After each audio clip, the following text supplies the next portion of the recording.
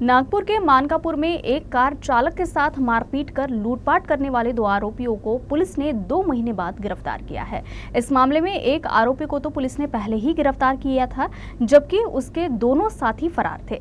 CCTV footage और जांच के बाद दोनों फरार आरोपियों को पुलिस ने गिरफ्तार कर लिया है। मानकापुर पुलिस थाने के दावत होटल के पास 17 फरवरी की रात मैरियन अंतिक नामक व्यक्ति के साथ ये लूटपाट की वारदात हुई थी।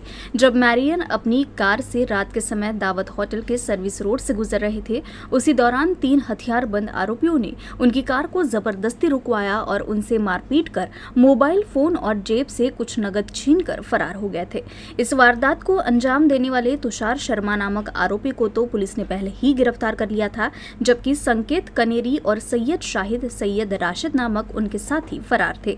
पुलिस को तांत्रिक जांच और सीसीटीवी फुटेज से आरोपियों का सुराग लगा था, जिसके बाद इन दोनों को भी पुलिस ने गिरफ्तार किया है।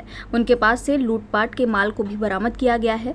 पकड़े गए इन दोनों ही आरोपियों का पहले का आपराधिक रिकॉर्ड है। नागपूर पोलीस स्टेशन अंतर्गत दावत हॉटेलच्या बाजूला दिनांक 17 फेब्रुवारीला एक घटना घडली होती। त्यामध्ये फिर्यादी हा त्याची कार घेऊन जात होता। त्याची कार अडवली आरोपींनी आणि कारचं नुकसान करून त्याच्याकडून मोबाईल आणि कॅश जबरदस्तीने चोरी केली होती।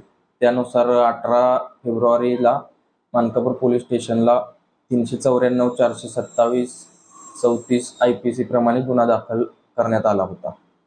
त्या गुन्ह्यामध्ये त्याच दिवशी आमच्या DB पथकाच्या टीमने चांगली कामगिरी करून एक आरोपी अटक केला होता, तुषार शर्मा नावाचा।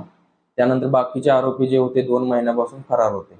तसेच यातील जो मुख्य आरोपी आहे संकेत कनेरे, याच्या विरुद्ध RP नगर पोलीस स्टेशन येथे किडनॅपिंग व पोक्सो अन्वये गुन्हा दाखल आहे। त्यामध्ये तो फरारी होता, तर तोही गुन्हा आम्ही उघडकीस आणलेला आहे।